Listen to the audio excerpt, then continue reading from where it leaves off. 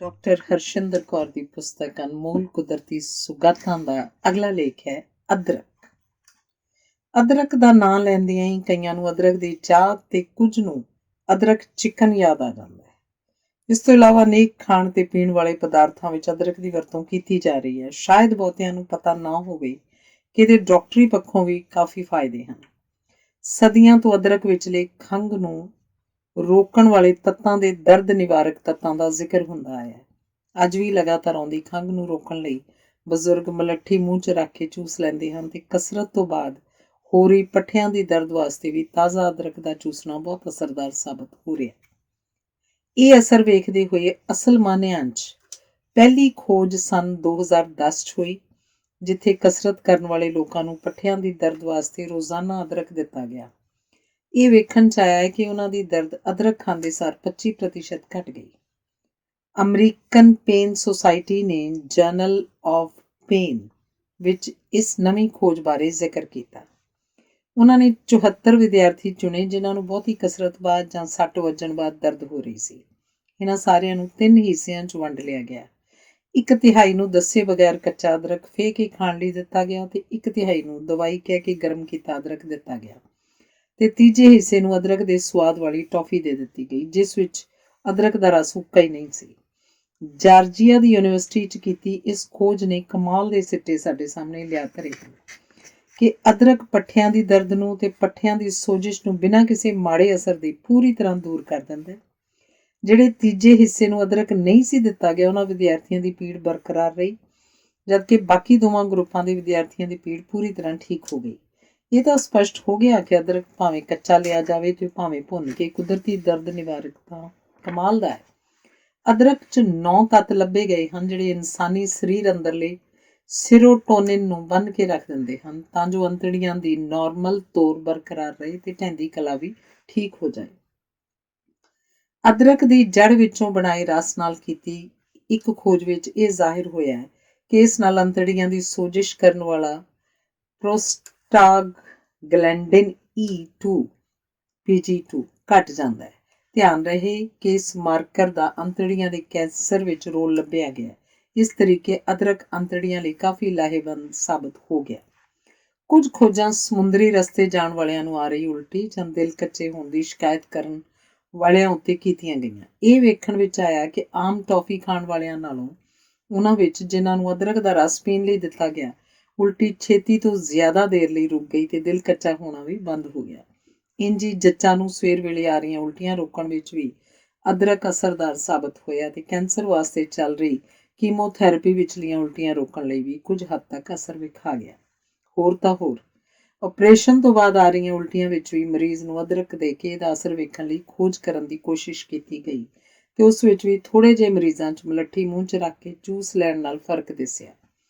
ਕੁਝ ਖੋਜਾਂ ਜੋ ਹਾਲੇ ਚੱਲ ਰਹੀਆਂ ਹਨ ਪਰ ਪੂਰੀ ਤਰ੍ਹਾਂ ਸਾਬਤ ਨਹੀਂ ਹੋ ਸਕੀਆਂ ਉਹ ਹਨ: ਨੰਬਰ 1, ਅਦਰਕ ਜੋੜਾਂ ਦੀ ਦਰਦ ਉੱਤੇ ਥੋੜ੍ਹਾ ਬਹੁਤ ਫਰਕ ਪਾਉਂਦਾ ਹੈ। ਦੂਸਰਾ, ਕੋਲੈਸਟਰੋਲ ਘਟਾਉਂਦਾ ਹੈ। ਤੀਸਰਾ, ਲਹੂ ਪਤਲਾ ਕਰਦਾ ਹੈ। ਚੌਥਾ, ਜਿੰਜਰੋਨ ਈਕੋਲਾਈ ਕੀਟਾਣੂ ਵਿੱਚੋਂ ਨਿਕਲੇ ਮਾੜੇ ਰਸਾਂ ਐਂਟਰੋਟੌਕਸਿਨ ਨੂੰ ਅਸਰ ਕਰਨ ਤੋਂ ਰੋਕਦਾ ਹੈ ਤੇ ਟੱਟੀਆਂ ਲੱਗਣ ਤੋਂ ਵੀ।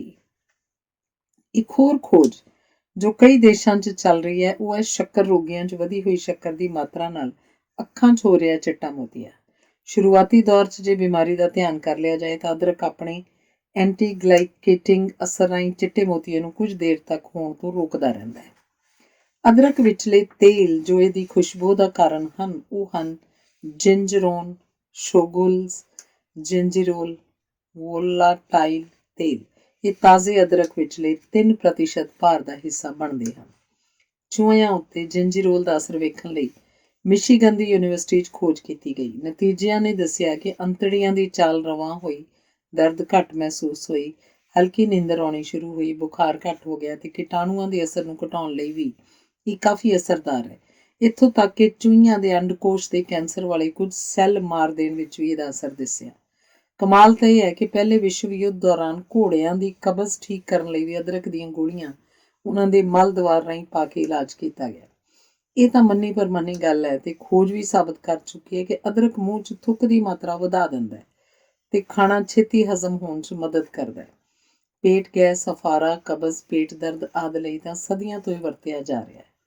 ਜ਼ੁਕਾਮ ਠੀਕ ਕਰਨ ਲਈ ਅਦਰਕ ਤੋਂ ਬਣੀ ਚਾਹ ਦਾ ਕਮਾਲ ਦਾ ਅਸਰ ਵਿਖਾਉਂਦੀ ਹੈ। ਅੱਜ ਦੇ ਦਿਨ ਵੀ ਬਰਮਾ, ਚੀਨ, Congo, Bharat, Indonesia, Nepal, Philippines, America ਤੇ ਕੈਨੇਡਾ 'ਚ ਸਫ਼ਰ ਦੌਰਾਨ ਹੋ ਰਹੇ ਦਿਲ ਕੱਚੇ, ਪੇਟ ਗੈਸ ਤੇ ਜ਼ੁਕਾਮ ਲਈ ਇਸ ਦੀ ਵਰਤੋਂ ਜ਼ੋਰਾਂ ਉੱਤੇ ਹੈ। ਇਹਨੂੰ ਵਰਤਣ ਦੇ ਤਰੀਕੇ ਜ਼ਰੂਰ ਹਰ ਥਾਂ ਵੱਖ-ਵੱਖ ਹਨ। ਕੋਈ ਚੂਸ ਕੇ ਲੈਂਦਾ, ਕੋਈ ਇਹਨੂੰ ਗਰਮ ਪਾਣੀ 'ਚ ਉਬਾਲ ਕੇ, ਕੋਈ ਰਿੰਨ ਕੇ ਜਾਂ ਭੁੰਨ ਕੇ, ਕੋਈ ਅਦਰਕ ਕੁੱਟ ਕੇ ਅੰਬ ਦੇ ਦਰਖਤ ਦੀ ਛਾਲ 'ਚ ਮਿਲਾ ਕੇ ਕੋਂਗੋ ਵਿੱਚ, ਕੋਈ ਅੰਡਿਆਂ 'ਚ ਪਾ ਕੇ ਜਾਂ ਕੋਲਾ ਵਿੱਚ ਮਿਲਾ ਕੇ ਚੀਨ 'ਚ, ਕੋਈ ਅਦਰਕ ਦੇ ਰਸ ਨੂੰ ਪਾਮ ਦਰਖਤ ਦੇ ਜੂਸ 'ਚ ਮਿਲਾ ਕੇ ਬਰਮਾ, ਤੇ ਕੋਈ ਪੇਸਟ ਬਣਾ ਕੇ ਮੱਥੇ ਉੱਤੇ ਲਾ ਕੇ ਸਿਰ ਦਰਦ ਤੇ ਜੋੜਾਂ ਦੀ ਦਰਦ ਠੀਕ ਕਰਨ ਲਈ, ਜਾਂ ਨਿੰਬੂ, ਕਾਲਾ ਲੂਣ ਨਾਲ ਰਲਾ ਕੇ ਦਿਲ ਕੱਚਾ ਹੁੰਦਾ ਠੀਕ ਕਰਨ ਲਈ ਭਾਰਤ ਵਿੱਚ ਵਰਤ ਰਿਹਾ। ਅਮਰੀਕਾ ਵਿੱਚ ਤਾਂ ਗਰਮੀ ਨਾਲ ਹੋ ਰਹੇ ਪੱਠਿਆਂ ਵਿਚਲੇ ਕੜਾਓ ਠੀਕ ਕਰਨ ਲਈ ਵੀ ਅਦਰਕ ਦਾ ਪਾਣੀ ਵਰਤਿਆ ਜਾ ਰਿਹਾ। ਜਿੱਥੇ ਇੰਨੇ ਫਾਇਦੇ ਗਿਣਾਏ ਹਨ, ਉੱਥੇ ਮੇਰਾ ਫਰਜ਼ ਹੈ ਕਿ ਇਸ ਨਾਲ ਹੋ ਰਹੇ ਮਾੜੇ ਅਸਰਾਂ ਦਾ ਵੀ ਜ਼ਿਕਰ ਕਰਾਂ, ਕਿਉਂਕਿ ਹਰ ਇਨਸਾਨ ਲਈ ਜ਼ਰੂਰੀ ਨਹੀਂ ਕਿ ਅਦਰਕ ਓਨਾ ਹੀ ਅਸਰਦਾਰ ਸਾਬਤ ਹੋਵੇ। ਜਿਵੇਂ ਹਰ ਸ਼ਕਲ ਦੂਜੇ ਇਨਸਾਨ ਤੋਂ ਵੱਖਰੀ ਹੈ, ਸਰੀਰ ਦੀ ਬਣਤਰ ਤੇ ਹਰ ਕਿਸੇ ਦੀ ਸਹਿਣ ਸ਼ਕਤੀ ਵੀ ਵੱਖਰੀ ਹੈ। ਉਂਝ ਹੀ ਜੇ ਕਿਸੇ ਦਾ ਅਫਾਰਾ ਅਦਰਕ ਠੀਕ ਕਰਦੀ ਹੈ ਤੇ ਕਿਸੇ ਹੋਰ ਨੂੰ ਅਦਰਕ ਲੈਣ ਨਾਲ ਅਫਾਰਾ ਵੱਧ ਵੀ ਸਕਦਾ ਹੈ।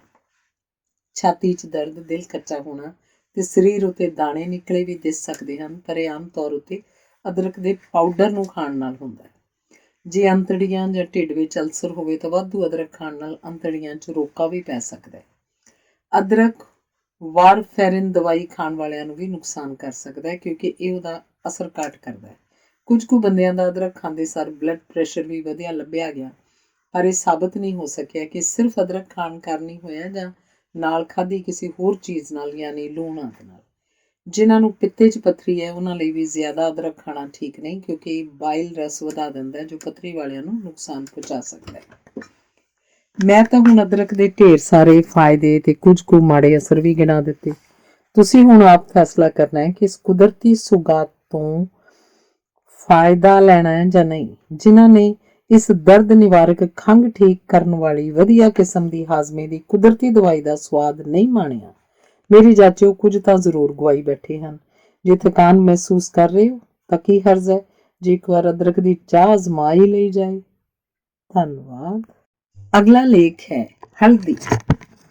ਸਦੀਆਂ ਤੋਂ ਸਤਿਕਾਰਤ ਮੰਨੀ ਜਾਂਦੀ ਹਲਦੀ ਚੰਦਨ ਨਾਲ ਰਲਾ ਕੇ ਮੱਥੇ ਉੱਤੇ ਤਿਲਕ ਵਜੋਂ ਲਾਈ ਜਾਂਦੀ ਰਹੀ ਹੈ। ਖੂਬਸੂਰਤੀ ਵਧਾਉਣ ਲਈ ਵੀ ਤੇ ਵਿਆਹਾਂ ਦੇ ਰਸਮਾਂ ਰਿਵਾਜਾਂ ਵਿੱਚ ਵੀ ਹਲਦੀ ਚੰਦਨ ਦਾ ਲੇਪ ਸ਼ੁਭ ਮੰਨਿਆ ਜਾਂਦਾ ਹੈ। ਚੁੱਪ ਚੁਪੀਤੇ ਆਪਣੇ ਅੰਦਰ ਬੇਅੰਤ ਗੁਣਾਂ ਨੂੰ ਸਮੋਈ ਇਹ ਥੋੜੀ ਮਾਤਰਾ ਵਿੱਚ ਵੀ ਰੋਜ਼ ਸਰੀਰ ਅੰਦਰ ਸਬਜ਼ੀਆਂ, ਦਾਲਾਂ, ਅਚਾਰ, ਕੁਝ ਕਿਸਮਾਂ ਦੇ ਕੇਕ ਆਦਿ ਰਾਹੀਂ ਜਾ ਕੇ ਸਾਡਾ ਸਰੀਰ ਤੰਦਰੁਸਤ ਤੇ ਨਰੋਆ ਰੱਖ ਰਹੀ ਹੈ।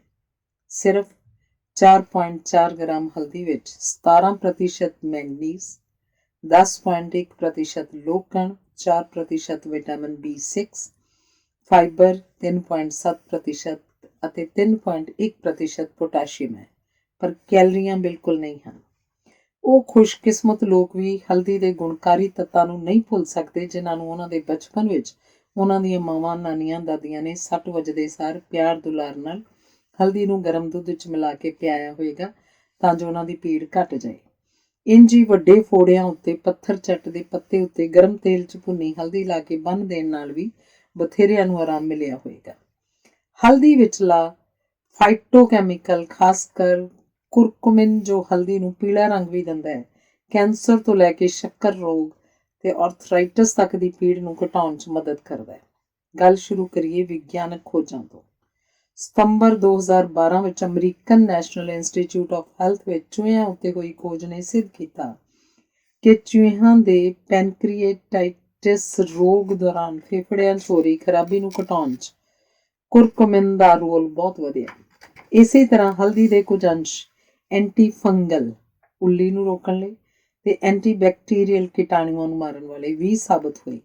ਇਹਦੇ ਨਾਲ ਹੀ ਜੋ ਹੈਰਾਨੀਜਨਕ ਤੱਥ ਸਾਹਮਣੇ ਆਏ ਉਹ ਸਨ ਅੰਤੜੀਆਂ ਦੇ ਵਧੇ ਹੋਏ ਕੈਂਸਰ ਵਿੱਚ ਕੀਮੋਥੈਰੇਪੀ ਦਾ ਅਸਰ ਵਧਾਉਣ ਤੇ ਉਹਦੇ ਮਾੜੇ ਅਸਰ ਘਟਾਉਣ ਵਿੱਚ ਵੀ ਕੁਰਕੁਮਿਨ ਦਾ ਰੋਲ ਸੀ। ਬੁਖਾਰ ਘਟਾਉਣ, ਸੱਟ ਫੇਟ ਦੀ ਦਰਦ ਘਟਾਉਣ, ਜ਼ਖਮਾਂ ਉੱਤੇ ਐਂਟੀਸੈਪਟਿਕ ਵਜੋਂ ਲਾਉਣ, ਲਹੂ ਰੋਕਣ ਆਦਿ ਲਈ ਤਾਂ ਆਦਿ ਮਨੁੱਖ ਦੇ ਸਮੇਂ ਤੋਂ ਹੀ ਇਹਦੀ ਵਰਤੋਂ ਕੀਤੀ ਜਾ ਰਹੀ ਹੈ, ਤੇ ਭਾਰਤ ਵਿੱਚ ਤਾਂ ਹੁਣ ਵੀ ਆਮ ਘਰੇਲੂ ਨੁਸਖੇ ਇਹਨਾਂ ਤਕਲੀਫਾਂ ਲਈ ਵਰਤੇ ਜਾ ਰਹੇ ਹਨ। ਇੰਝ ਹੀ ਚਿਹਰੇ ਦੇ ਦਾਗਾਂ ਲਈ ਵੀ ਪੁਰਾਣੇ ਸਮਿਆਂ ਲਈ ਦੀਆਂ ਰਾਣੀਆਂ ਮਹਾਰਾਣੀਆਂ ਇਹਦੀ ਵਰਤੋਂ ਕਰਦੀਆਂ ਰਹਿੰਦੀਆਂ ਸਨ। 30,000 ਦੇ ਲਗਭਗ ਸਿਸਟਿਕ ਫਾਈਬਰੋਸਿਸ ਤੋਂ ਪੀੜਤ ਅਮਰੀਕਨ ਬੱਚੇ 30 ਸਾਲ ਦੀ ਉਮਰ ਪੂਰੀ ਕਰਨ ਤੋਂ ਪਹਿਲਾਂ ਰੱਬ ਨੂੰ ਪਿਆਰੇ ਹੋ ਰਹੇ ਹਨ। ਇਸੇ ਲਈ ਸੰਨ 2004 'ਚ ਉੱਚ ਕੋਟੀ ਦੇ ਸਾਇੰਸ ਰਸਾਲੇ 'ਚ ਯੇਲ ਦੇ ਸਾਇੰਸਦਾਨਾਂ ਨੇ ਖੋਜ ਪੱਤਰ ਛਾਪਿਆ ਕਿ ਕੁਰਕੁਮਿਨ ਸਰੀਰ ਅੰਦਰ ਕੈਲਸ਼ੀਅਮ ਚੈਨਲ ਰਾਹੀਂ ਕੈਲਸ਼ੀਅਮ ਨਿਕਲਣ ਤੋਂ ਰੋਕਦਾ ਹੈ ਤੇ ਕਲੋਰਾਈਡ ਸਦਕਾ ਬਣ ਰਹੇ ਰੇਸ਼ੇ ਨੂੰ ਵੀ ਰੋਕਦਾ ਹੈ। ਇਸੇ ਲਈ ਕੁਰਕੁਮਿਨ ਨੂੰ ਇਹਨਾਂ ਬਿਮਾਰ ਬੱਚਿਆਂ ਵਿੱਚ ਵਰਤਿਆ ਗਿਆ ਤੇ ਵੇਖਣ 'ਚ ਆਇਆ ਕਿ ਸਿਸਟਿਕ ਫਾਈਬਰੋਸਿਸ ਦੇ ਮਰੀਜ਼ਾਂ ਨੂੰ ਭਾਰੀ ਰਾਹਤ ਮਹਿਸੂਸ ਹੋਈ। ਇਸ ਵਾਸਤੇ ਹਲਦੀ ਨੂੰ ਸਹੀ ਮਿਕਦਾਰ 'ਚ ਡਾਕਟਰ ਦੀ ਸਲਾਹ ਨਾਲ ਲੈਣ ਦੀ ਲੋੜ ਹੁੰਦੀ ਹੈ। ਬਿਲਕੁਲ ਇੰਝ ਹੀ ਅੰਤੜੀਆਂ ਦੇ ਕੈਂਸਰ ਦੇ ਮਰੀਜ਼ਾਂ ਉੱਤੇ ਹੋਈ ਖੋਜ ਵਿੱਚ ਲੱਭਿਆ ਗਿਆ ਕਿ ਹਲਦੀ ਵਿਚਲੇ ਕੁਰਕੁਮਿਨ ਦੇ ਐਂਟੀਆਕਸੀਡੈਂਟ ਅਸਰ ਸਦਕਾ ਇਹਦੀ ਵਰਤੋਂ ਨਾਲ ਕੋਲਨ ਕੈਂਸਰ ਤੋਂ ਕੁਝ ਹੱਦ ਤੱਕ ਬਚਾਓ ਕੀਤਾ ਜਾ ਸਕਦਾ ਹੈ, ਕਿਉਂਕਿ ਕੁਰਕੁਮਿਨ ਕੋਲਨ ਕੈਂਸਰ ਦੇ ਕੁਝ ਕੁ ਸੈੱਲਾਂ ਨੂੰ ਨਸ਼ਟ ਵੀ ਕਰਦੀ ਵੇਖੀ ਗਈ ਹੈ। ਸਿਰਫ ਇੰਨਾ ਹੀ ਨਹੀਂ, ਉਹ ਪ੍ਰੋਟੀਨ ਜੋ ਕੈਂਸਰ ਬਣਨ 'ਚ ਮਦਦ ਕਰਦੇ ਹਨ ਉਹਨਾਂ ਨੂੰ ਵੀ ਕੁਰਕੁਮਿਨ ਖਤਮ ਕਰਦੀ ਹੈ। ਇਹਦੇ ਨਾਲ ਨਾਲ ਕੈਂਸਰ ਦੇ ਸੈੱਲਾਂ ਨੂੰ ਜਾਂਦਾ ਵੱਧ ਲਹੂ ਵੀ ਘਟਾਉਂਦੀ ਹੈ। ਕੁਰਕੁਮਿਨ ਦਾ ਸੋਜਿਸ਼ ਘਟਾਉਣ ਦਾ ਅਸਰ ਤਾਂ ਇੰਨਾ ਤਗੜਾ ਹੈ ਕਿ ਹਾਈਡਰੋਕੋਰਟਿਸੋਨ ਤੇ ਫਿਨਾਈਲ ਬਿਊਟਾਜ਼ੋਨ ਵਰਗੀਆਂ ਤੇਜ਼ ਦਵਾਈਆਂ ਜਿੰਨਾ ਹੀ ਅਸਰ ਵੇਖਣ ਨੂੰ ਮਿਲਿਆ ਤੇ ਖੋਜ ਨੇ ਵੀ ਸਾਬਤ ਕੀਤਾ ਕਿ ਇਹਨਾਂ ਤੇਜ਼ ਦਵਾਈਆਂ ਦੇ ਮਾੜੇ ਅਸਰ ਜਿਵੇਂ ਢਿੱਡ ਦਾ ਅਲਸਰ, ਲਹੂ ਵਿਚਲੇ ਚਿੱਟੇ ਸੈੱਲਾਂ ਦਾ ਘਟਾਉਣਾ, ਅੰਤੜੀਆਂ ਵਿੱਚੋਂ ਲਹੂ ਦਾ ਵਗਣਾ ਆਦਿ ਹਲਦੀ ਵਿਚਲੇ ਕੁਰਕੁਮਿਨ ਨਾਲ ਨਹੀਂ ਹੁੰਦੇ। ਰਿਊਮੈਟਾਇਡ ਆਰਥਰਾਈਟਿਸ ਬਿਮਾਰੀ ਵਿੱਚ ਐਂਟੀਆਕਸੀਡੈਂਟ ਅਸਰ ਸਦਕਾ ਸਹੀ ਮਿਕਦਾਰ 'ਚ ਹਲਦੀ ਦੇਣ ਨਾਲ ਮਰੀਜ਼ਾਂ ਦੇ ਸਵੇਰ ਵੇਲੇ ਦਾ ਸਰੀਰ ਵਿਚਲਾ ਅਕੜਾਓ ਘਟਿਆ, ਜੋੜਾਂ ਦੀ ਸੋਜਿਸ਼ ਘਟੀ ਤੇ ਉਹਨਾਂ ਨੂੰ ਪਹਿਲੇ ਨਾਲੋਂ ਤੁਰਨ 'ਚ ਸੁਖਾਵਾਂ ਮਹਿਸੂਸ ਹੋਇਆ। ਯੂਨੀਵਰਸਿਟੀ ਆਫ ਟੈਕਸਾਸ ਵਿੱਚ ਵੀ ਮਲਟੀਪਲ ਮਾਇਲੋਮਾ ਕੈਂਸਰ, ਪੈਨਕ੍ਰੀਆਸ ਦੇ ਕੈਂਸਰ ਤੇ ਮੂੰਹ ਦੇ ਕੈਂਸਰ ਦੇ ਮਰੀਜ਼ਾਂ ਵਿੱਚ ਕੁਰਕੁਮਿਨ ਨੂੰ ਵਰਤ ਕੇ ਵੇਖਿਆ ਗਿਆ ਕਿ ਸਰੀਰ ਅੰਦਰਲੇ ਕੁਝ ਕੁ ਕੈਂਸਰ ਦੇ ਸੈੱਲਾਂ ਨੂੰ ਤਾਂ ਜ਼ਰੂਰ ਇਹਨੇ ਮਾਰਨ ਦੀ ਕੋਸ਼ਿਸ਼ ਕੀਤੀ ਤੇ ਲੈਬੋਰਟਰੀ ਟੈਸਟਾਂ ਰਾਹੀਂ ਵੀ ਦੱਸਿਆ ਕਿ ਹਲਦੀ ਦੇ ਅੰਸ਼ ਤੇਜ਼ੀ ਨਾਲ ਵੱਧ ਰਹੇ ਕੈਂਸਰ ਦੇ ਸੈੱਲਾਂ ਨੂੰ ਵਧਣ ਤੋਂ ਰੋਕਦੇ ਹਨ ਤੇ ਇੱਕ ਤਰੀਕੇ ਨਾਲ ਉਹਨਾਂ ਦਾ ਸਾਹ ਘੁੱਟ ਕੇ ਉਹਨਾਂ ਨੂੰ ਮਾਰ ਵੀ ਦਿੰਦੇ ਹਨ। ਇਹੀ ਕੁਝ ਨਾਨ ਹਾਜਕਿਨ ਲਿੰਫੋਮਾ ਵਿੱਚ ਤੇ ਪ੍ਰੋਸਟੇਟ ਦੇ ਕੈਂਸਰ ਦੇ ਮਰੀਜ਼ਾਂ ਵਿੱਚ ਵੀ ਦੱਸਿਆ। London university medical centre Chicago 'ਚ ਲਹੂ ਦੇ ਕੈਂਸਰ ਪੀੜਤ ਬੱਚਿਆਂ ਵਿੱਚ ਵੀ ਅਜ਼ਮਾ ਕੇ ਵੇਖਿਆ ਗਿਆ ਕਿ ਕੁਰਕੁਮਿਨ ਵਾਕਈ ਕੈਂਸਰ ਦੇ ਸੈੱਲਾਂ ਦਾ ਵਧਣਾ ਕੁਝ ਹੱਦ ਤੱਕ ਰੋਕਦੀ ਹੈ। ਇਹਦੇ ਨਾਲ ਨਾਲ ਜਿਗਰ ਦਾ ਕੰਮਕਾਰ ਠੀਕ ਰੱਖਣਾ ਤੇ ਦਿਲ ਸਿਹਤਮੰਦ ਰੱਖਣ ਵਿੱਚ ਵੀ ਮਦਦ ਕਰਦੀ ਹੈ। ਕੋਲੈਸਟਰੋਲ ਦੀ ਆਕਸੀਡੇਸ਼ਨ ਰੋਕ ਕੇ ਮਾੜੇ ਕੋਲੈਸਟਰੋਲ ਜੋ ਨਾੜੀਆਂ ਵਿੱਚ ਜੰਮ ਕੇ ਬਿਮਾਰੀ ਕਰਦਾ ਉੱਤੇ ਵੀ ਰੋਕਾ ਲਾ ਦਿੰਦੀ ਹੈ, ਜਿਸ ਨਾਲ ਦਿਲ ਦੀ ਬਿਮਾਰੀ ਤੇ ਹਾਰਟ ਅਟੈਕ ਹੋਣ ਦਾ ਖਤਰਾ ਘਟ ਸਕਦਾ ਹੈ।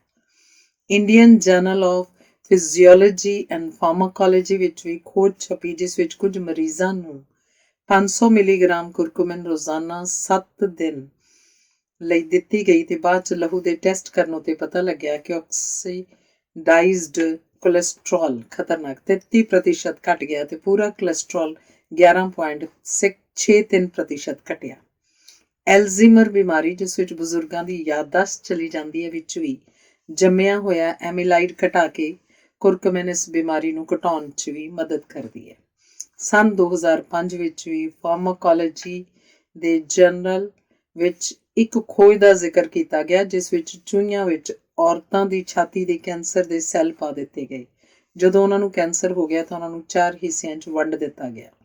ਪਹਿਲੇ ਹਿੱਸੇ ਵਾਲਿਆਂ ਦੀ ਇਕੱਲੀ ਸਰਜਰੀ ਕਰਕੇ ਉਹਨਾਂ ਦੀ ਛਾਤੀ ਕੱਢ ਦਿੱਤੀ ਗਈ ਤੇ ਹੋਰ ਕੋਈ ਇਲਾਜ ਨਾ ਕੀਤਾ ਗਿਆ। ਦੂਜੇ ਹਿੱਸੇ ਨੂੰ ਨਾਲ ਪੈਕਲੀਟੈਕਸਲ ਕੈਂਸਰ ਵਾਸਤੇ ਵਰਤੀ ਜਾ ਰਹੀ ਦਵਾਈ ਦਿੱਤੀ ਗਈ।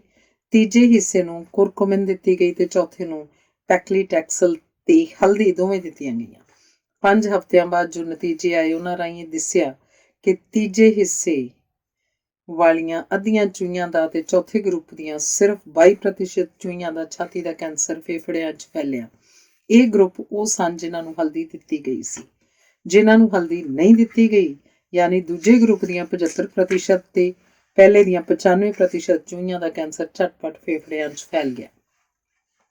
ਇਹ ਖੋਜ ਇੰਨੀ ਸਪਸ਼ਟ ਦੱਸਦੀ ਹੈ ਕਿ ਹਲਦੀ ਚਮਤਕਾਰੀ ਭਾਵੇਂ ਨਾ ਹੋਵੇ, ਪਰ ਸਹੀ ਇਲਾਜ ਦੇ ਨਾਲ ਤਾਂ ਕਮਾਲ ਦਾ ਅਸਰ ਵਿਖਾਉਂਦੀ ਹੈ। ਜੇ ਸਹੀ ਇਲਾਜ ਲੈਣ ਜੋਗੀ ਮਾਲੀ ਹਾਲਤ ਨਾ ਹੋਵੇ ਤਾਂ ਇਕੱਲੀ ਕੁਰਕੁਮਿਨ ਜਿੰਨੀ ਕੁ ਵਾਹ ਲਾ ਸਕੇ ਆਪਣਾ ਵਧੀਆ ਅਸਰ ਜ਼ਰੂਰ ਸਰੀਰ ਤੇ ਵਿਖਾ ਸਕਦੀ ਹੈ। ਗੱਲ ਕਰੀਏ ਕ੍ਰੋਹਨ ਬਿਮਾਰੀ ਦੇ ਅਲਸਰੇਟਿਵ ਕੋਲਾਈਟਿਸ ਦੀ, ਜਿਸ ਵਿੱਚ ਅੰਤੜੀਆਂ 'ਚ ਹੋ ਰਹੇ ਜ਼ਖਮ ਪੂਰੇ ਸਰੀਰ ਦਾ ਨਾਸ ਮਾਰ ਦਿੰਦੇ ਹਨ। ਇਸ ਬਾਰੇ ਵੀ ਚੂਹਿਆਂ ਵਿੱਚ ਕੀਤੀ ਖੋਜ ਰਾਹੀਂ ਪਤਾ ਲੱਗਿਆ ਕਿ ਕੁਝ ਚੂਹਿਆਂ ਦੇ ਸਰੀਰ ਅੰਦਰ ਅੰਤੜੀਆਂ ਖਰਾਬ ਕਰਨ ਵਾਲੇ ਸੈੱਲਾਂ ਨੂੰ ਪਾਉਣ ਤੋਂ 5 ਦਿਨ ਪਹਿਲਾਂ ਉਹਨਾਂ ਦੀ ਖੁਰਾਕ 'ਚ ਕੁਰਕੁਮਿਨ ਪਾ ਦਿੱਤੀ ਗਈ। ਜਿਨ੍ਹਾਂ ਚੂਹਿਆਂ ਦੀ ਖੁਰਾਕ ਵਿੱਚ ਹਲਦੀ ਨਹੀਂ ਪਾਈ ਗਈ, ਉਹਨਾਂ ਦਾ ਭਾਰ ਵੀ ਘਟਿਆ, ਅੰਤੜੀਆਂ 'ਚ ਅਲਸਰ ਵੀ ਜ਼ਿਆਦਾ ਹੋਏ ਤੇ ਉਹਨਾਂ ਦੇ ਸਰੀਰ ਦੇ ਬਾਕੀ ਹਿੱਸਿਆਂ ਉੱਤੇ ਵੀ ਵੱਧ ਅਸਰ ਹੋਇਆ ਦਿਸਿਆ। ਮਨੁੱਖਾਂ ਵਿੱਚ ਵੀ ਇਸ ਬਿਮਾਰੀ ਨਾਲ ਪੀੜਤ ਰੋਗੀਆਂ ਦੇ ਸ਼ੁਰੂਆਤੀ ਦੌਰ ਵਿੱਚ 1 ਚਮਚ ਹਲਦੀ ਰੋਜ਼ ਖਾਣ ਨਾਲ ਹੀ ਉਹਨਾਂ ਦੇ ਲੱਛਣ ਕੁਝ ਘਟੇ ਦਿਸੇ। ਜਿਹੜੀਆਂ ਹੋਰ ਤਕਲੀਫਾਂ ਲਈ ਹਲਦੀ ਅਜ਼ਮਾਈ ਜਾ ਚੁੱਕੀ ਹੈ ਤੇ ਕੁਝ ਅਸਰ ਵੀ ਦਿਖਾ ਚੁੱਕੀ ਹੈ, ਉਹ ਹਨ ਅਫਾਰਾ, ਦੂਸਰਾ ਪੇਟ ਤੇ ਜਿਗਰ ਦੇ ਰੋਗ, ਤੀਸਰਾ ਪੀਲੀਆ, ਚੌਥਾ ਮਾਹਵਾਰੀ ਦੇ ਰੋਗ, ਪੰਜਵਾਂ ਪਿਸ਼ਾਬ 'ਚ ਲਹੂ ਦਾ ਹੋਣਾ, ਛੇਵਾਂ ਦੰਦ ਪੀੜ, ਛਾਤੀ ਦੀ ਪੀੜ, ਸੱਤਵਾਂ ਲਹੂ ਵਗਣਾ, ਅੱਠਵਾਂ ਝਰੀਟਾਂ ਤੇ ਜ਼ਖਮ, ਨੌਵਾਂ ਮੋਚ ਆਉਣੀ, ਪੱਠਿਆਂ ਦੀਆਂ ਦਰਦਾਂ, 10ਵਾਂ ਚਮੜੀ ਦੇ ਰੋਗ ਜਿਵੇਂ ਐਗਜ਼ੀਮਾ, ਐਲਰਜੀਆ ਤੇ 11ਵਾਂ ਸ਼ੱਕਰ ਰੋਗ। ਹੁਣ ਤਾਂ ਮੇਰੇ ਪਾਠਕਾਂ ਨੂੰ ਸਪਸ਼ਟ ਹੋ ਹੀ ਗਿਆ ਹੋਵੇਗਾ ਕਿ ਇੰਨੀ ਗੁਣਕਾਰੀ ਸਾਬਤ ਹੋ ਚੁੱਕੀ ਹਲਦੀ ਵਾਕਈ ਸਤਿਕਾਰ ਦੇ ਕਾਬਿਲ ਹੈ ਜਾਂ ਨਹੀਂ। ਹਰ ਬਿਮਾਰੀ 'ਚ ਇਹਦੀ ਵੱਖਰੀ ਮਾਤਰਾ ਮਾਹਿਰ ਡਾਕਟਰਾਂ ਦੇ ਅਨੁਸਾਰ ਹੀ ਲੈਣੀ ਚਾਹੀਦੀ ਹੈ, ਪਰ ਆਮ ਰੋਜ਼ਾਨਾ ਤਾਂ ਜਿੰਨੀ ਕੁ ਸਬਜ਼ੀਆਂ ਦਾਲਾਂ 'ਚ ਪਾਈ ਜਾ ਰਹੀ ਹੈ, ਉਨੀ ਕੁ ਹਲਦੀ ਵੀ ਆਪਣਾ ਅਸਰ ਦਿਖਾਈ ਜਾ ਰਹੀ ਹੈ। ਗੱਲ ਸਿਰਫ ਇਹ ਰਹਿ ਗਈ ਕਿ ਕੀ ਅਸੀਂ ਸ਼ੁੱਧ ਹਲਦੀ ਖਾ ਵੀ ਰਹੇ ਹਾਂ। ਇਸ ਮਿਲਾਵਟ ਦੇ ਦੌਰ 'ਚ ਜਿਸ ਬਾਰੇ ਕਿਹਾ ਜਾਂਦਾ ਹੈ, ਪਤਾ ਨਹੀਂ ਇਨਸਾਨੀ ਜਾਤ ਹੀ ਘੁਲ ਮਿਲ ਕੇ ਕਿਉਂ ਨਹੀਂ ਰਹਿੰਦੀ, ਵਰਨਾ ਕਿਹੜੀ ਚੀਜ਼ ਵਿੱਚ ਅੱਜ ਕੱਲ੍ਹ ਮਿਲਾਵਟ ਨਹੀਂ ਹੁੰਦੀ।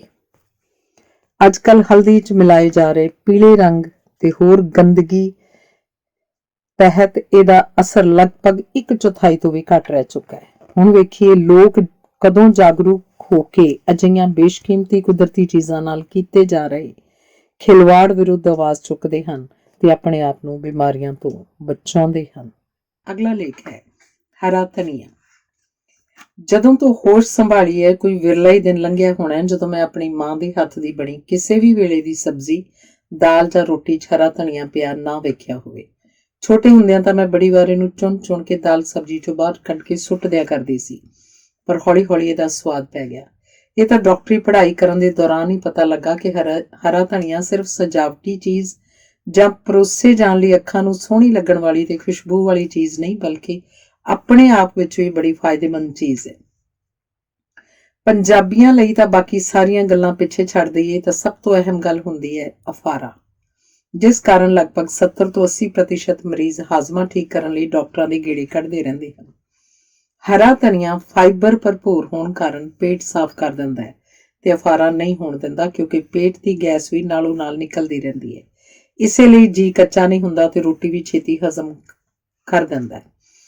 ਫਾਈਬਰ ਭਰਪੂਰ ਹੋਣ ਸਦਕਾ ਜਿੱਥੇ ਲਹੂ ਵਿਚਲੀ ਸ਼ੱਕਰ ਦੀ ਮਾਤਰਾ ਨੂੰ ਘਟਾਉਣ 'ਚ ਮਦਦ ਕਰਦਾ ਹੈ, ਉੱਥੇ ਹੀ ਧਨੀਆ ਦਿਲ ਦੇ ਰੋਗਾਂ ਦੇ ਮਰੀਜ਼ਾਂ ਲਈ ਵੀ ਵਰਦਾਨ ਹੈ, ਕਿਉਂਕਿ LDL ਯਾਨੀ ਮਾੜਾ ਕੋਲੈਸਟਰੋਲ ਘਟਾ ਦਿੰਦਾ ਹੈ ਤੇ ਵਧੀਆ ਕੋਲੈਸਟਰੋਲ ਯਾਨੀ HDL ਨੂੰ ਵਧਾ ਦਿੰਦਾ ਹੈ। ਸਿਰਫ ਇਹੀ ਨਹੀਂ, ਜਿਨ੍ਹਾਂ ਵਿੱਚ ਲੋਹ ਕਣਾਂ ਦੀ ਘਾਟ ਹੋਵੇ ਉਹਨਾਂ ਲਈ ਧਨੀਏ ਵਿਚਲਾ ਆਇਰਨ ਲਹੂ ਦੀ ਕਮੀ ਘਟਾਉਣ ਵਿੱਚ ਵੀ ਵਧੀਆ ਰੋਲ ਅਦਾ ਕਰਦਾ ਹੈ। ਜਿੱਥੇ ਅੰਨ ਦੀ ਕਮੀ ਆਪਣਾ ਪੂਰਾ ਜ਼ੋਰ ਵਿਖਾ ਕੇ ਅੱਧੀ ਦੁਨੀਆ ਨੂੰ ਆਪਣੀ ਚਪੇਟ 'ਚ ਲਈ ਬੈਠੀ ਹੋਵੇ, ਉੱਥੇ ਲਹੂ ਦੀ ਕਮੀ ਨਾਲ ਪੀੜਤ 80% ਤੋਂ ਵੱਧ ਲੋਕਾਂ ਲਈ ਇਹ ਇੱਕ ਕੁਦਰਤੀ ਸੁਗਾਤ ਹੀ ਮੰਨਣੀ ਚਾਹੀਦੀ ਹੈ। ਸਸਤਾ ਹੋਣ ਸਦਕਾ ਤੇ ਆਮ ਮਿਲ ਜਾਣ ਕਰਕੇ ਇਹ ਰੋਜ਼ਾਨਾ ਲਈ ਜਾ ਸਕਣ ਵਾਲੀ ਚੀਜ਼ ਹੈ, ਸੋ ਇਹਦਾ ਇਹ ਫਾਇਦਾ ਵੀ ਜ਼ਰੂਰ ਲੈ ਲੈਣਾ ਚਾਹੀਦਾ। ਹਾਜ਼ਮਾ ਸਹੀ ਕਰਨ ਦੇ ਨਾਲ ਨਾਲ ਇਸ ਵਿਚਲਾ ਮੈਗਨੀਸ਼ੀਅਮ ਵੀ ਚੁੱਪ-ਚੁਪੀਤੇ ਸਰੀਰ ਅੰਦਰ ਜਾ ਕੇ ਕਈ ਹਾਰਮੋਨਾਂ ਤੇ ਐਂਜ਼ਾਈਮਸ ਦਾ ਕੰਮਕਾਰ ਸਹੀ ਕਰ ਦਿੰਦਾ ਹੈ। ਧਨੀਏ ਦੇ ਵਿਚਲੇ ਫਾਈਟੋਨਿਊਟ੍ਰੀਐਂਟ ਤੇ ਫਲੇਵੋਨਾਈਡ ਜੋ ਕੁਦਰਤ ਨੇ ਤੁੰਨ ਕੇ ਭਰੇ ਹਨ, ਅਸੀਂ ਲਗਭਗ ਮੁਫਤ ਖਾਈ ਜਾ ਰਹੇ ਹਾਂ ਤੇ ਇਸ ਦੀ ਅਹਿਮੀਅਤ ਨਹੀਂ ਸਮਝ ਰਹੇ ਕਿ ਕੁਦਰਤੀ ਚੀਜ਼ਾਂ ਕਿੰਨੀਆਂ ਫਾਇਦੇਮੰਦ ਹੁੰਦੀਆਂ ਹਨ। ਇਹੀ ਫਲੇਵੋਨਾਈਡ ਜਦੋਂ ਚਮੜੀ ਜਾਂ ਦਿਲ ਲਈ ਡਾਕਟਰ ਦੇ ਕਹੇ ਉੱਤੇ 40 ਰੁਪਏ ਰੋਜ਼ ਦਾ ਕੈਪਸੂਲ ਖਰੀਦ ਕੇ ਖਾਧਾ ਜਾਏ ਤਾਂ ਅਸੀਂ ਸੁਰੱਖਿਅਤ ਮਹਿਸੂਸ ਕਰਨ ਲੱਗ ਪੈਂਦੇ ਹਾਂ ਕਿ ਖੌਰੇ ਕਿੰਨੀ ਅਨੋਖੀ ਚੀਜ਼ ਖਾਧੀ ਗਈ ਤੇ ਪਤਾ ਨਹੀਂ ਇਹਨੇ ਕੀ ਜਾਦੂ ਕਰ ਦੇਣਾ। ਕਮਾਲ ਤਾਂ ਇਹ ਵੇਖੋ ਕਿ ਲਗਾਤਾਰ ਚੱਲ ਰਹੀਆਂ ਖੋਜਾਂ ਇਹ ਵੀ ਸਾਬਤ ਕਰ ਰਹੀਆਂ ਹਨ ਕਿ ਧਣੀਆਂ ਸਰੀਰ ਅੰਦਰ ਲੰਘ ਚੁੱਕੇ ਮਾੜੇ ਅੰਸ਼ ਹੈਵੀ ਮੈਟਲ ਜਿਵੇਂ ਲੈਡ, ਆਰਸੈਨਿਕ, ਮਰਕਰੀ ਆਦਿ ਨਾਲ ਜੁੜ ਕੇ ਉਹਨਾਂ ਦੀ ਕੁਝ ਮਾਤਰਾ ਨੂੰ ਸਰੀਰ ਚੋਂ ਬਾਹਰ ਕੱਢਣ ਦਾ ਵੀ ਯਤਨ ਕਰਦਾ ਹੈ। ਇਹੀ ਨਹੀਂ ਬਲਕਿ ਸਾਲਮੋਨੈਲਾ ਕੀਟਾਣੂ ਜੋ ਆਮ ਹੀ ਖਾਣੇ ਵਿੱਚ ਘੁਸ ਕੇ ਖਾਣਾ ਜ਼ਹਿਰੀਲਾ ਵੀ ਕਰਦੇ ਹਨ ਤੇ ਟਾਈਫਾਇਡ ਵਰਗਾ ਰੋਗ ਵੀ ਕਰਦੇ ਹਨ ਨੂੰ ਕਾਬੂ ਕਰਨ 'ਚ ਵੀ ਧਨੀਆ ਥੋੜਾ ਬਹੁਤ ਰੋਲ ਅਦਾ ਕਰਦਾ ਹੈ। ਕੁਦਰਤ ਵੱਲੋਂ ਹੋਈ ਬਖਸ਼ਿਸ਼ ਸਦਕਾ ਧਨੀਆ ਆਪਣੇ ਅੰਦਰ ਇੱਕ ਹੋਰ ਗੁਣ ਵੀ ਸਮੋਈ ਬੈਠਾ ਹੈ। ਇਹ ਜੋੜਾਂ ਅੰਦਰਲੀ ਸੋਜਿਸ਼ ਘਟਾ ਕੇ ਥੋੜਾ ਬਹੁਤ ਅਰਥਰਾਈਟਸ ਦੇ ਮਰੀਜ਼ਾਂ ਨੂੰ ਵੀ ਫਾਇਦਾ ਪਹੁੰਚਾ ਦਿੰਦਾ ਹੈ। ਸਰੀਰ ਅੰਦਰੋਂ ਕੀਟਾਣੂਆਂ ਨੂੰ ਬਾਹਰ ਕੱਢਣ ਲਈ ਪਿਸ਼ਾਬ ਰਾਹੀਂ ਪੂਰਾ ਜ਼ੋਰ ਲਾਉਂਦਾ। ਇਹ ਧਨੀਆ ਕਈ ਵਾਰ ਪਿਸ਼ਾਬ ਦੇ ਰਸਤੇ ਵਿੱਚ ਵੀ ਕੀਟਾਣੂਆਂ ਵੱਲੋਂ ਹਮਲਾ ਬੋਲਣ ਵਿੱਚ ਰੋਕ ਲਾਉਂਦਾ ਹੈ ਨਾ ਕਮਾਲ। ਆਮ ਹੀ ਸਬਜ਼ੀ ਖਰੀਦਣ ਲੱਗਿਆ ਥੋੜਾ ਜਿਹਾ ਮੁਫਤ 'ਚ ਰੇਹੜੀ ਵਾਲੇ ਵੱਲੋਂ ਪਾਇਆ ਧਨੀਆ ਕਿੰਨਾ ਗੁਣਕਾਰੀ ਸਾਬਤ ਹੋ ਗਿਆ। ਇਹ ਵੀ ਕੋਈ ਜ਼ਰੂਰੀ ਨਹੀਂ ਕਿ ਸਿਰਫ ਸਬਜ਼ੀਆਂ ਦਾਲਾਂ ਉੱਤੇ ਹੀ ਧੂੜਨਾ ਹੈ ਜਾਂ ਪਰੌਂਠੀ 'ਚ ਪਾ ਕੇ ਖਾਣਾ ਹੈ। ਆਪਣੇ ਜੀਭ ਦੇ ਸਵਾਦ ਨੂੰ ਰਵਾਂ ਰੱਖਣ ਲਈ ਅਦਰਕ, ਲਸਣ, ਹਰੀ ਮਿਰਚ ਤੇ ਮੂੰਗਫਲੀ ਦੇ ਦਾਣਿਆਂ ਵਿੱਚ ਤਾਜ਼ੇ ਧਨੀਏ ਦੇ ਪੱਤੇ ਰਲਾ ਕੇ ਮਿਕਸੀ 'ਚ ਘੋਟ ਲਓ। ਵੇਖੋ ਫਿਰ ਹਰੀ ਚਟਨੀ ਦਾ ਆਨੰਦ। ਇੱਕ ਪਾਸੇ ਤੇ ਸਰੀਰ ਰੋਗ ਮੁਕਤ, ਨਾਲੋਂ ਨਾਲ ਦੂਜੇ ਪਾਸੇ। ਫਿਰ ਹੁਣ ਕੀ ਉਡੀਕਦੇ ਹੋ? ਅਜ਼ਮਾਉਣਾ ਸ਼ੁਰੂ ਕਰੋ ਤੇ ਰੇਹੜੀ ਵਾਲੇ ਤੋਂ ਸਬਜ਼ੀ ਦੇ ਨਾਲ ਧੰਨਵਾਦ ਸਹਿਤ ਧਨੀਏ ਦੀ ਗੁੱਛੀ ਲੈਣਾ ਨਾ ਭੁੱਲਿਓ। ਨਾਲ ਦੀ ਨਾਲ ਇਹ ਵੀ ਖਿਆਲ ਕਰਿਓ ਕਿ ਵਾਧੂ ਜੀਆਂ ਮੁਫਤ ਸਜਾਵਟੀ ਲੱਗਣ ਵਾਲੀਆਂ ਸਬਜ਼ੀਆਂ ਨਾਲ ਮਿਲ ਰਹੀਆਂ ਇਹ ਧਨੀਏ ਦੀਆਂ ਗੁੱਛੀਆਂ ਵਿੱਚ ਜੇ ਇੰਨੇ ਸਾਰੇ ਗੁਣਕਾਰੀ ਤੱਤ ਹਨ ਤਾਂ ਹੋਰ ਸਬਜ਼ੀਆਂ ਵਿੱਚ ਕੀ ਕਮਾਲ ਭਰਿਆ ਹੋਏਗਾ। ਇਸੇ ਲਈ ਸਬਜ਼ੀਆਂ ਨੂੰ ਰੋਜ਼ਾਨਾ ਦੀ ਖੁਰਾਕ ਦਾ ਜ਼ਰੂਰੀ ਅੰਸ਼ ਬਣਾਉਣ ਦੀ ਲੋੜ ਹੈ। ਖਾਸ ਕਰ ਬੱਚਿਆਂ ਲਈ ਜੋ ਫਾਸਟ ਫੂਡਸ ਵੱਲ ਰੁੱਝੇ ਸਬਜ਼ੀਆਂ ਖਾਣ ਤੋਂ ਕਈ ਇਨਕਾਰੀ ਹੋਏ ਪਏ ਹਨ। ਜੇ ਬੱਚੇ ਇਸ ਕੁਦਰਤੀ ਸੁਗਾਤ ਨੂੰ ਬਿਲਕੁਲ ਵੀ ਮੂੰਹ ਨਾ ਲਾ ਰਹੇ ਹੋਣ ਤਾਂ ਆਟੇ 'ਚ ਸਬਜ਼ੀਆਂ ਗੁੰਨ ਕੇ ਮਿੱਸਾ ਪਰੌਂਠਾ ਹੀ ਬਣਾ ਦੇਣ ਨਾਲ ਕੁਝ ਫਾਇਦਾ ਤਾਂ ਜ਼ਰੂਰ ਲਿਆ ਹੀ ਜਾ ਸਕਦਾ ਹੈ। ਅਗਲਾ ਹੈ ਜੀਰਾ। ਮੈਨੂੰ ਨਹੀਂ ਲੱਗਦਾ ਕਿ ਦੁਨੀਆ ਦਾ ਕੋਈ ਕੋਨਾ ਅਜਿਹਾ ਹੋਏਗਾ ਜਿੱਥੇ ਜੀਰਾ ਨਹੀਂ ਵਰਤਿਆ ਜਾ ਰਿਹਾ ਹੋਏਗਾ। ਇਹ ਇੰਨੀ ਆਮ ਜੀ ਵਰਤੋਂ 'ਚ ਆਉਣ ਵਾਲੀ ਚੀਜ਼ ਹੈ ਕਿ ਜੀਰਾ ਚੌਲ, ਜਲ ਜੀਰਾ ਆਦਿ ਤੋਂ ਇਲਾਵਾ ਗਰਮ ਮਸਾਲੇ ਦਾ ਸ਼ਿੰਗਾਰ ਬਣ ਲਗਭਗ ਹਰ ਚੀਜ਼ ਵਿੱਚ ਹੀ ਆਪਣੀ ਹੋਂਦ ਦਰਸਾਉਂਦਾ ਹੈ। ਜਿਵੇਂ ਹਰ ਕੁਦਰਤੀ ਚੀਜ਼ ਆਪਣੇ ਅੰਦਰ ਕੋਈ ਨਾ ਕੋਈ ਗੁਣ ਲੁਕੋਈ ਬੈਠੀ ਹੈ, ਉਂਝ ਜ਼ੀਰਾ ਵੀ ਸਿਰਫ ਸਵਾਦ ਜਾਂ ਖੁਸ਼ਬੂ ਸਦਕਾ ਨਹੀਂ ਬਲਕਿ ਆਪਣੇ ਗੁਣਾਂ ਸਦਕਾ ਵੀ ਵਰਤੋਂ 'ਚ ਆ ਰਿਹਾ ਹੈ। ਸੱਚ ਦੱਸਾਂ ਤਾਂ ਮੇਰੇ ਵਾਸਤੇ ਵੀ ਜੀਰਾ ਸਿਰਫ ਸਵਾਦ ਤੇ ਖੁਸ਼ਬੂ ਵਾਲੀ ਸ਼ੈ ਸੀ ਜਦੋਂ ਤੱਕ ਮੈਂ ਕੈਨੇਡਾ ਦੇ ਇੱਕ ਸਟੋਰ ਉੱਤੇ ਗੁਰਦੇ ਦੇ ਰੋਗੀਆਂ ਵਾਸਤੇ ਵਿਕ ਰਹੀਆਂ ਚੀਜ਼ਾਂ ਵਿੱਚ ਕਿਊਮਿਨ ਸੀਡਸ ਦਾ ਨਾਮ ਪੜ੍ਹਿਆ। ਜੀਰੇ ਦਾ ਭਲਾ ਗੁਰਦੇ ਦੇ ਰੋਗਾਂ 'ਚ ਕੀ ਕੰਮ? ਇਸੇ ਕੌਤੂਹਲ ਸਦਕਾ ਮੈਂ ਜੀਰੇ ਦੇ ਅੰਦਰ ਸਮੋਏ ਤੱਤਾਂ ਬਾਰੇ ਪੜ੍ਹਿਆ। ਉਹਨਾਂ ਤੱਤਾਂ ਦੀ ਲੰਬੀ ਲਿਸਟ ਹੀ ਦੱਸ ਦਿੰਦੀ ਹੈ ਕਿ ਕਿੰਨਾ ਕੁ ਗੁਣਕਾਰੀ ਹੋਏਗਾ। ਜੀਰੇ ਵਿੱਚ protein, fibre, folic acid, niacin, vitamin A, C, E, K, pyridoxine, riboflavin, thiamine, sodium, potassium, calcium, copper, ਲੋਹ ਕਣ, magnesium, manganese, phosphorus, zinc, phytonutrient ਆਦਿ ਹਨ। ਹੁਣ ਵੇਖੋ ਇਹਦਾ ਸਾਈਜ਼ ਤੇ ਉਸ ਨਿੱਕੇ ਜਿਹੇ ਬੀਜ ਅੰਦਰ ਲੁਕੇ ਉਹਦੇ ਨਾਂ ਤੋਂ ਵੀ ਕਿਤੇ ਵੱਡੇ ਵੱਡੇ ਤੱਤ, ਲਗਭਗ ਸੰਪੂਰਨ ਖੁਰਾਕ ਵਾਂਗ। ਇਹੀ ਹੈ ਕੁਦਰਤ ਦੀ ਕਾਰੀਗਰੀ ਜਿਹਦੀ ਬਰਾਬਰੀ ਕਰਨ ਬਾਰੇ ਮਨੁੱਖ ਸੋਚ ਵੀ ਨਹੀਂ ਸਕਦਾ। ਇੰਨੇ ਵਿਟਾਮਿਨ ਜਿੰਨੇ ਜੀਰੇ 'ਚ ਹਨ ਇਕੱਠੇ ਕਰਕੇ 1 ਇੰਚ ਵੱਡਾ ਕੈਪਸੂਲ ਇਨਸਾਨ ਬਣਾ ਰਿਹਾ ਹੈ, ਪਰ ਜੇ ਬਾਕੀ ਸਭ ਕੁਝ ਵੀ ਪਾਉਣਾ ਪੈ ਜਾਏ ਤਾਂ ਸੋਚੋ ਕੀ ਬਣ ਜਾਏਗਾ। ਜ਼ੀਰਾ ਐਂਟੀਆਕਸੀਡੈਂਟ ਨਾਲ ਭਰਪੂਰ ਹੈ, ਸੋ ਇਹ ਚੀਜ਼ ਆਪੇ ਹੀ ਕੈਂਸਰ ਦੇ ਰੋਗੀ, ਸ਼ੱਕਰ ਰੋਗੀ ਤੇ ਦਿਲ ਦੇ ਰੋਗੀਆਂ ਲਈ ਸਿਹਤਮੰਦ ਹੋ ਗਈ। ਇਹਦੇ ਨਾਲ ਨਾਲ ਇਹਦੇ ਅੰਦਰਲੇ ਲੋਹ ਕਣ ਵੀ ਲਹੂ ਦੀ ਘਾਟ ਨੂੰ ਪੂਰਾ ਕਰਨ 'ਚ ਰਤਾ ਮਾਸਾ ਹਿੱਸਾ ਤਾਂ ਜ਼ਰੂਰ ਪਾਉਂਦੇ ਹਨ। ਕੁਝ ਦਾਦੀਆਂ ਨਾਨੀਆਂ ਤਾਂ ਕਹਿੰਦੀਆਂ ਰਹਿੰਦੀਆਂ ਹਨ ਕਿ ਮਾਹਵਾਰੀ ਦੌਰਾਨ ਇਹਨੂੰ ਖਾਣ ਨਾਲ ਦਰਦ ਘਟ ਜਾਂਦੀ ਹੈ ਤੇ ਲਹੂ ਵੀ ਖੁੱਲ੍ਹ ਕੇ ਪੈ ਜਾਂਦਾ ਹੈ, ਪਰ ਇਸ ਬਾਰੇ ਕੋਈ ਮੈਡੀਕਲ ਪੱਖੋਂ ਖੋਜ ਕੀਤੀ ਨਹੀਂ ਮਿਲਦੀ। ਜੇ ਗੱਲ ਕਰੀਏ ਬਿਮਾਰੀਆਂ ਨਾਲ ਲੜਨ ਦੀ, ਸਰੀਰਕ ਤਾਕਤ ਬਾਰੇ, ਤਾਂ ਆਪਣੇ ਤੱਤਾਂ ਸਦਕਾ ਇਸ ਸਰੀਰ ਦੇ ਇਮਿਊਨ ਸਿਸਟਮ ਨੂੰ ਤਗੜਾ ਕਰਨ 'ਚ ਮਦਦ ਕਰਦਾ ਹੈ। ਜੀਰੇ ਵਿੱਚ ਕੁਝ ਮਾਤਰਾ ਵਿੱਚ ਥਾਈਮੋਕੁਇਨੋਨ, ਡਾਈਥਾਈਮੋਕੁਇਨੋਨ, ਥਾਈਮੋਹਾਈਡਰੋਕੁਇਨੋਨ ਤੇ ਥਾਈਮੋਲ ਹੁੰਦੇ ਹਨ, ਜਿਨ੍ਹਾਂ ਬਾਰੇ ਜ਼ਰੂਰ ਸਾਬਤ ਹੋ ਚੁੱਕਿਆ ਹੈ ਕਿ ਕੈਂਸਰ ਦੇ ਸੈੱਲਾਂ ਨੂੰ ਪ੍ਰਫੁੱਲਤ ਹੋਣ ਤੋਂ ਰੋਕਦੇ ਹਨ। ਸੋ ਕੈਂਸਰ ਦਾ ਇਲਾਜ ਭਾਵੇਂ ਨਾ ਕਰ ਸਕਣ, ਪਰ ਕੈਂਸਰ ਦੇ ਸ਼ੁਰੂਆਤੀ ਦੌਰ 'ਚ ਉਹਦੇ ਸੈੱਲਾਂ ਨੂੰ ਮਾਰਨ 'ਚ ਕੁਝ ਰੋਲ ਜ਼ਰੂਰ ਅਦਾ ਕਰਦੇ ਹਨ। ਵਿਟਾਮਿਨ ਸੀ ਸਦਕਾ ਜੀਰਾ ਲੈਣਾ ਜ਼ੁਕਾਮ ਖੰਘ ਵਿੱਚ ਵੀ ਫਾਇਦੇਮੰਦ ਹੋ ਜਾਂਦਾ ਹੈ। ਦਮੇ ਵਿੱਚ ਵੀ ਵਿਟਾਮਿਨ ਸੀ, ਈ, ਏ ਤੇ ਥਾਈਮੋਕੁਇਨੋਨ ਤੱਤਾਂ ਕਾਰਨ ਜੀਰੇ ਤੋਂ ਫਾਇਦਾ ਲਿਆ ਜਾ ਸਕਦਾ ਹੈ। ਕੁਝ ਕੁ ਸਾਹ ਦੀਆਂ ਸੁੰਗੜੀਆਂ ਨਾਲੀਆਂ ਨੂੰ ਥਾਈਮੋਕੁਇਨੋਨ ਢਿੱਲੀਆਂ ਕਰਕੇ ਖੋਲ ਦਿੰਦਾ ਹੈ। ਮੈਸੂਰ ਯੂਨੀਵਰਸਿਟੀ 'ਚ ਇੱਕ ਖੋਜ ਦੌਰਾਨ ਸ਼ੱਕਰ ਰੋਗੀਆਂ 'ਚ ਜੀਰੇ ਨੂੰ ਦੇਣ ਨਾਲ ਲਹੂ ਵਿੱਚ ਸ਼ੱਕਰ ਦੀ ਮਾਤਰਾ ਵੀ ਕੁਝ ਹੱਦ ਤੱਕ ਘਟੀ ਹੋਈ ਦਿਸੀ। ਪਰ ਇਹਦੇ ਰੋਲ ਉੱਤੇ ਪੂਰੀ ਖੋਜ ਨਹੀਂ ਕੀਤੀ ਜਾ ਸਕੀ ਕਿਉਂਕਿ ਬਹੁਤ ਜ਼ਿਆਦਾ ਮਾਤਰਾ 'ਚ ਇਹਨੂੰ ਖਾਧਾ ਨਹੀਂ ਜਾ ਸਕਿਆ। ਇਸੇ ਲਈ ਇਹਦੇ ਮਾੜੇ ਅਸਰ ਨਾ ਹੋਣ ਸਦਕਾ ਸ਼ੱਕਰ ਰੋਗੀਆਂ ਨੂੰ ਚਾਹੀਦਾ ਹੈ ਕਿ ਜਿੰਨਾ ਵੀ ਫਾਇਦਾ ਮਿਲਦਾ ਹੈ ਉਹਨਾਂ ਤਾਂ ਜ਼ਰੂਰ ਰੋਜ਼ਾਨਾ ਜੀਰਾ ਖਾ ਕੇ ਲੈ ਲੈਣ। ਖਾਣਾ ਹਜ਼ਮ ਕਰਨ 'ਚ ਤਾਂ ਜੀਰੇ ਦਾ ਕੋਈ ਸਾਨੀ ਹੈ ਹੀ ਨਹੀਂ। ਹੁਣ ਇੰਨੀ ਨਿੱਕੀ ਜਿਹੀ ਰੋਜ਼ਾਨਾ ਵਰਤੋਂ 'ਚ ਆਉਣ ਵਾਲੀ ਚੀਜ਼ ਜੋ ਚੁੱਪ-ਚੁਪੀਤੇ ਬਿਨਾਂ ਆਪਣੀ ਹੋਂਦ ਦਰਸਾਈ ਇੰਨੀ ਗੁਣ ਸਮੋਈ ਬੈਠੀ ਹੈ, ਕਮਾਲ ਦੀ ਨਹੀਂ ਕਹੀ ਜਾਣੀ ਚਾਹੀਦੀ। ਤੇਜ਼ ਬੁਖਾਰ ਤੇ ਉਲਟੀਆਂ ਵਿੱਚ ਵੀ ਪਾਣੀ ਵਿੱਚ ਜੀਰੇ ਨੂੰ ਉਬਾਲ ਕੇ ਲੈਣ ਨਾਲ ਫਾਇਦਾ ਹੁੰਦਾ ਹੈ। ਮੂੰਹ 'ਚ ਥੁੱਕ ਦੀ ਮਾਤਰਾ ਵਧਾਉਣ ਨਾਲ ਇਹ ਮੂੰਹ ਵਿਚਲਾ ਜ਼ਾਇਕਾ ਠੀਕ ਕਰਨ ਦੇ ਨਾਲ ਰੋਟੀ ਛੇਤੀ ਹਜ਼ਮ ਕਰਕੇ ਅਗਾਂਹ ਧੱਕਦਾ ਹੈ। ਭੁੱਖ ਵੀ ਲਾ ਦਿੰਦਾ ਹੈ। ਉਲਟੀ ਰੋਕ ਕੇ ਅੰਤੜੀਆਂ ਨੂੰ ਹਰ ਚੀਜ਼ ਅਗਾਂਹ ਧੱਕਣ ਲਈ ਮਜਬੂਰ ਕਰਦਾ ਹੈ, ਜਿਸ ਨਾਲ ਅਫਾਰੇ ਨੂੰ ਆਰਾਮ ਆ ਜਾਂਦਾ ਹੈ ਤੇ ਪਿਸ਼ਾਬ ਵੀ ਖੁੱਲ੍ਹ ਕੇ ਆ ਜਾਂਦਾ ਹੈ। ਇਸੇ ਲਈ ਸਰੀਰ ਅੰਦਰੋਂ ਪਾਣੀ ਦੀ ਘਾਟ ਹੋ ਜਾਣ ਉੱਤੇ ਜੀਰਾ ਪਾਣੀ ਲਗਾਤਾਰ ਲੈਣ ਨਾਲ ਪਾਣੀ ਵੀ ਪੂਰਾ ਹੋ ਜਾਂਦਾ ਹੈ ਤੇ ਉਲਟੀਆਂ ਰੁਕਣ ਨਾਲ ਭੁੱਖ ਵੀ ਲੱਗਣੀ ਸ਼ੁਰੂ ਹੋ ਜਾਂਦੀ ਹੈ। ਨਿੱਕੇ ਬੱਚਿਆਂ ਲਈ ਵੀ ਢਿੱਡ ਦੇ ਅਫਾਰੇ ਵਾਸਤੇ ਜੀਰਾ ਬਹੁਤ ਵਧੀਆ ਦਵਾਈ ਸਾਬਤ ਹੋ ਚੁੱਕਾ ਹੈ। ਢਿੱਡ ਦੀ ਹਵਾ ਸਰਨ ਨਾਲ ਨਿੱਕੇ ਬੱਚੇ ਵਿੱਚ ਧੁੰਨੀ ਤੇ ਹਰਨੀਆਂ ਹੋਣ ਤੋਂ ਵੀ ਬਚਾਓ ਹੋ ਜਾਂਦਾ ਹੈ। ਲਓ ਜੀ, ਮੇਰਾ ਤਾਂ ਕੰਮ ਮੁੱਕਿਆ ਇੰਨੇ ਸਾਰੇ ਫਾਇਦੇ ਗਿਣਾ ਕੇ। ਹੁਣ ਜੇ ਕਿਸੇ ਨੇ ਕੋਈ ਹੋਰ ਨਵੀਂ ਖੋਜ ਬਾਰੇ ਜਾਣਕਾਰੀ ਹਾਸਲ ਕੀਤੀ ਹੈ ਤੇ ਮੇਰੇ ਨਾਲ ਤੇ ਹੋਰਨਾਂ ਨਾਲ ਸਾਂਝੀ ਕਰੋ ਤਾਂ ਜੋ ਰਲ ਮਿਲ ਕੇ ਕੁਦਰਤੀ ਸੁਗਾਤਾਂ ਦਾ ਆਨੰਦ ਮਾਣ ਸਕੀਏ। ਜਾਂਦੇ ਧਿਆਨ ਰੱਖਿਓ ਕਿ ਜਲ ਜੀਰੇ ਨੂੰ ਸਵਾਦੀ ਤੇ ਹੋਰ ਪੌਸ਼ਟਿਕ ਬਣਾਉਣ ਲਈ ਉਸ 'ਚ ਪੁਦੀਨਾ ਤੇ ਕਦੇ ਹਲਕੀ ਅਦਰਕ ਵੀ ਪਾਈ ਜਾ ਸਕਦੀ ਹੈ। ਇਹ ਸਾਰੀਆਂ ਚੀਜ਼ਾਂ ਇੰਝ ਘੁਲ ਮਿਲ ਜਾਂਦੀਆਂ ਹਨ ਕਿ ਇਹਨਾਂ ਦਾ ਵੱਖ ਸਵਾਦ ਦਾ ਪਤਾ ਲਾਉਣਾ ਵੀ ਔਖਾ ਹੋ ਜਾਂਦਾ। ਬਸ ਕਿਤੇ ਇੰਝ ਹੀ ਹਰ ਟੱਬਰ ਅੰਦਰਲੇ ਸਾਰੇ ਭੈਣ ਭਰਾ ਵੀ ਮਿਲ ਕੇ ਰਹਿਣ ਤਾਂ ਕਿ ਮਜ਼ਾ ਨਾ ਆ ਜਾਏ। ਧੰਨਵਾਦ। ਅਗਲਾ ਲੇਖ ਹੈ ਲੌਂਗ। ਪਿੱਛੇ ਆਉਂਦਾ ਮੇਰੀ ਚਾਲ ਵੇਂਦਾ ਆਈ, ਚਿਹਰੇ ਵਾਲਿਆਂ ਵੇਖਦਾ ਆਈ ਵੇ ਮੇਰਾ ਲੌਂਗ ਗਵਾਚਾ। ਇੱਕ ਪਾਸੇ ਧੁੰਮਾਂ ਪਾਉਣ ਵਾਲਾ ਨੱਕ ਵਿਚਲਾ ਲੌਂਗ ਤੇ ਦੂਜੇ ਪਾਸੇ ਆਪਣੇ ਗੁਣਾਂ ਸਦਕਾ ਮੈਡੀਕਲ ਖੇਤਰ 'ਚ ਤਹਿਲਕਾ ਮਚਾਉਣ ਵਾਲਾ ਹੈ ਨਿੱਕਾ ਜਿਹਾ ਖਾਣ ਵਾਲਾ ਲੌਂਗ। ਚਾਹ, ਮਠਿਆਈ, ਚੌਲ, ਸਬਜ਼ੀਆਂ 'ਚ ਵਰਤਿਆ ਜਾ ਰਿਹਾ ਇਹ ਲੌਂਗ ਕਮਾਲ ਦੀ ਕੁਦਰਤੀ ਚੀਜ਼ ਹੈ। ਲੌਂਗ ਵਿਚਲਾ ਯੂਜੀਨੋਲ ਕੈਮੀਕਲ ਹੀ ਅਸਲ 'ਚ ਫਾਇਦੇਮੰਦ ਸਾਬਤ ਹੋਇਆ ਹੈ। ਇੰਡੋਨੇਸ਼ੀਆ ਤੇ ਯੂਰਪ ਵਿੱਚ ਤਾਂ ਇਹਨੂੰ ਸਿਗਰਟ 'ਚ ਪਾ ਕੇ ਵਰਤਿਆ ਜਾ ਰਿਹਾ, ਜਦਕਿ ਅਮਰੀਕਾ 'ਚ ਸਿਗਾਰ 'ਚ ਪਾ ਕੇ। ਘਰਾਂ 'ਚ ਕਈ ਲੋਕ ਕੀੜੀਆਂ ਨੂੰ ਪਰਾਂ ਧੱਕਣ ਵਾਸਤੇ ਵੀ ਲੌਂਗ ਦੀ ਵਰਤੋਂ ਕਰਦੇ ਹਨ।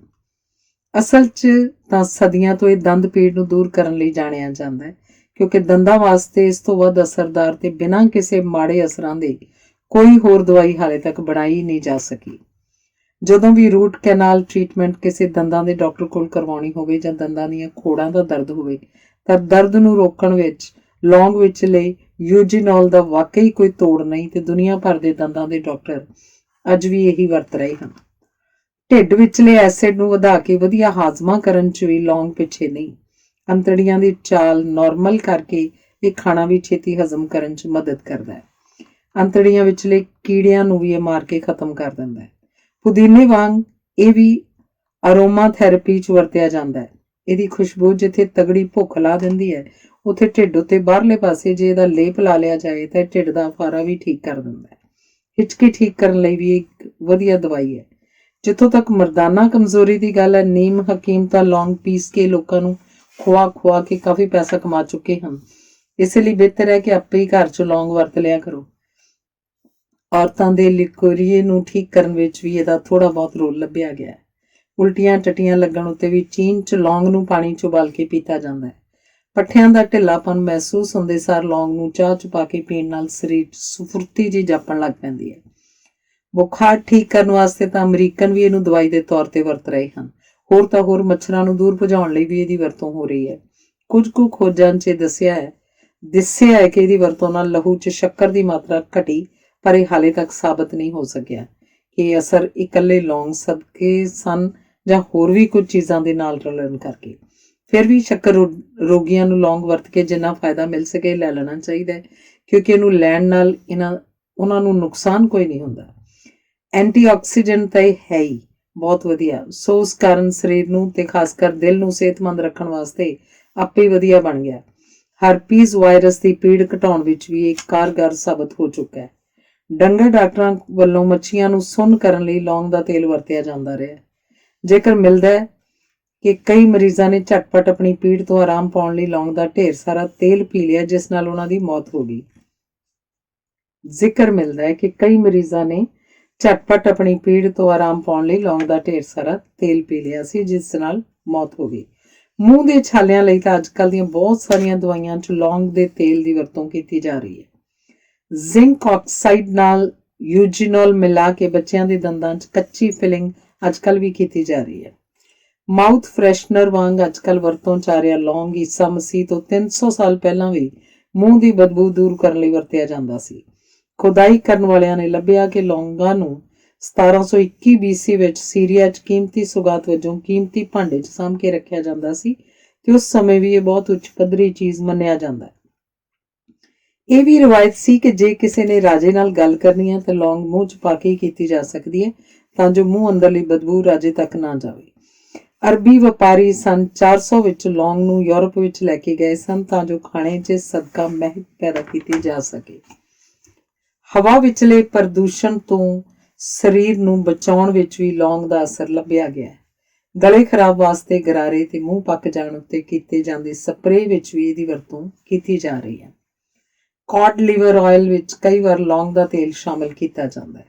ਸੋਜਿਸ਼ ਘਟਾਉਣ 'ਚ ਲੌਂਗ ਵਿਚਲੇ ਕੈਂਫਿਰੋਲ ਤੇ ਰੈਮਨੇਟਿਨ ਅਸਰਦਾਰ ਹਨ ਤੇ ਇਹ ਐਂਟੀਆਕਸੀਡੈਂਟ ਵੀ ਹਨ। ਮੈਗਨੀਜ਼ ਨਾਲ ਤਾਂ ਲੌਂਗ ਭਰਪੂਰ ਹੈ ਹੀ, ਪਰ ਇਸ ਵਿੱਚ vitamin K, fibre, omega 3 fatty acid, vitamin C, calcium, ਲੋਹ ਕਣ ਤੇ ਮੈਗਨੀਸ਼ੀਅਮ ਵੀ ਹਨ।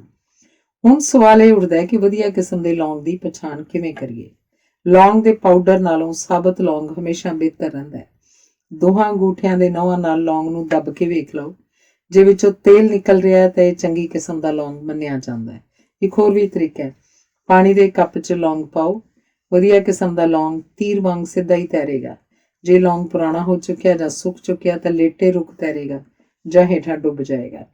ਇਹ ਵੀ ਕੁਦਰਤ ਦੇ ਰੰਗ ਵੇਖੋ ਕਿ ਹਾਲੇ ਤੱਕ ਦੁਨੀਆ ਦੇ ਕਿਸੇ ਕੋਨੇ ਵਿੱਚੋਂ ਇੱਕਾ ਦੁੱਕਾ ਕੇਸ ਛੱਡ ਕੇ ਲੌਂਗ ਤੋਂ ਹੋ ਰਹੀ ਐਲਰਜੀ ਸਾਹਮਣੇ ਨਹੀਂ ਆਈ। ਪਰ ਇਹਦਾ ਮਤਲਬ ਇਹ ਨਹੀਂ ਕਿ ਮੁੱਠੀ ਭਰ ਕੇ ਰੋਜ਼ ਲੌਂਗ ਖਾਣੇ ਸ਼ੁਰੂ ਕਰ ਦਿੱਤੇ ਜਾਣ। ਇਹ ਵੀ ਨਹੀਂ ਕਿ ਇਹਦੀ ਵਰਤੋਂ ਉੱਕਾ ਹੀ ਨਾ ਕੀਤੀ ਜਾਏ। ਮੈਂ ਇਹਦੇ ਫਾਇਦੇ ਇਸ ਲਈ ਗਿਣਾਏ ਹਨ ਕਿ ਰੋਜ਼ਾਨਾ ਸੂਪ ਵਿੱਚ, ਚੌਲਾਂ ਵਿੱਚ, ਕੜੀ 'ਚ, ਉਬਲੀਆਂ ਸਬਜ਼ੀਆਂ ਵਿੱਚ, ਦਾਲਾਂ ਵਿੱਚ, ਮੀਟ ਵਿੱਚ, ਯਾਨੀ ਕਿਸੇ ਵੀ ਸ਼ਕਲ 'ਚ ਕੁਝ ਦਾਣੇ ਪਾ ਕੇ ਇਹਨੂੰ ਖਾਣਾ ਨਾ ਭੁੱਲਿਓ।